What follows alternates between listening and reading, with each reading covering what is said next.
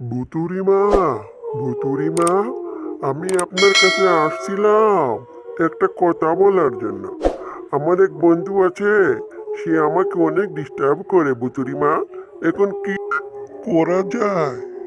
আচ্ছা আচ্ছা, তুই যেহেতু আমার কাছে আসছো তাহলে কাঁদতেছিস কেন? কাঁপার কিছু নেই তো। আমি বুঝছি তোর বন্ধু তোকে অনেক ডিস্টার্ব করতেছে। আচ্ছা, তোর বন্ধুকে একবার সুযোগ দিয়ে দেখ তোর বন্ধু কি করে।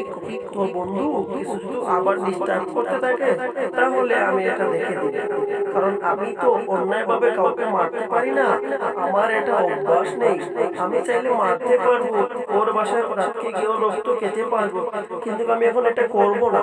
আপাতত একবার সুযোগ দিয়ে দেখ রে বাবা, তারপর যদি কিছু না হয় তাহলে আমি এটা বলবো কি করা যায়। মা, আমি তো অনেক ওকে সুযোগ দিয়েছি, তারপরও এগুলা করে। এই জন্য আমি অনেক বিরক্ত হয়ে আপনার কাছে আসছি। বলি আপনাকে বলে দে, এটা তো আমার সহ্য হচ্ছে না, তাই বললাম আপনাকে বলি।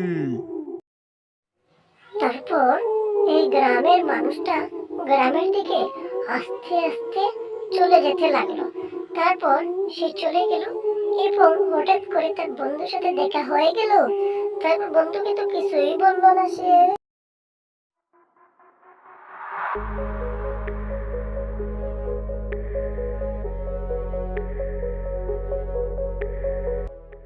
কি রে বন্ধু, তোর কি ভয় করে না? একা একা এই গভীর জঙ্গল থেকে কিভাবে আসতেছিস? এই জঙ্গলের ভেতর কি করছিস তুই? আমার তো অনেক ভয় লাগতেছে তোকে দেখে। এই গভীর জঙ্গলে জানোস কে কে থাকে? অনেক ভয়ঙ্কর পেতনি থাকে, ডাইনি থাকে, সাপছুন্নি থাকে। ওরা কিন্তু মানুষকে খেয়ে ফেলে।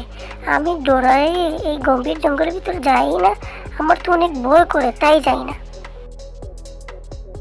না রে বন্ধু, আমি ওইখানে গেছিলাম কেন তুই জানোস না? এখানে গেছিলাম এক দরকার ছিল, পুতুরি মার সাথে দেখা করার জন্য। এই কথা কিন্তু তুই কাউকে বলিস না। আমাকে বুতুরি মা আমাকে একটা তাবিজ দিয়েছেন।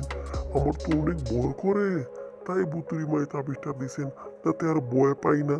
আমাকে কেউ কিছু করতে পারবে না, আর ভয়ও পাবো না। আমার জন্য বেশি করে দোয়া করিস রে বন্ধু। এ কথা বলে ওরা দুই বন্ধু একসাথে বাড়ির দিকে রওনা দিয়ে দিল।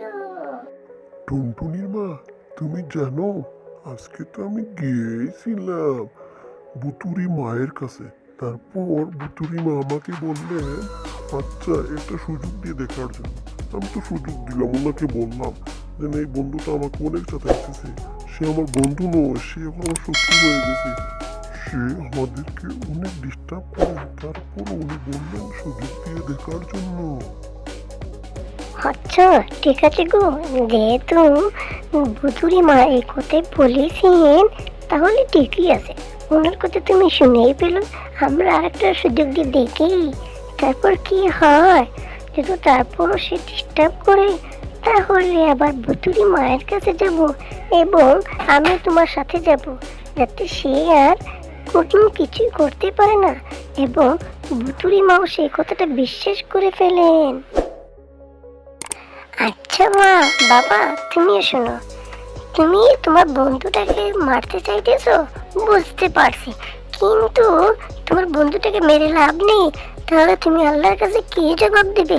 তোমার বন্ধুকে তুমি বুঝিয়ে বলো, তুই আমার সাথে এটা করিস না, আমার ফ্যামিলির সাথে তুই এরকম করিস না, এটা আমার খুব খারাপ লাগে। আচ্ছা যাই হোক, হয়ে গেছে, কি করবা?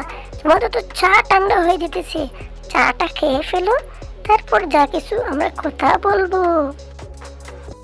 বন্ধুরা, তোমরা যারা আমাদের এই চ্যানেলে নতুন তারা অবশ্যই লাইক, কমেন্ট এবং একটি সাবস্ক্রাইব করতে বলবে না। সবাইকে অসংখ্য ধন্যবাদ ভিডিওটি দেখার জন্য।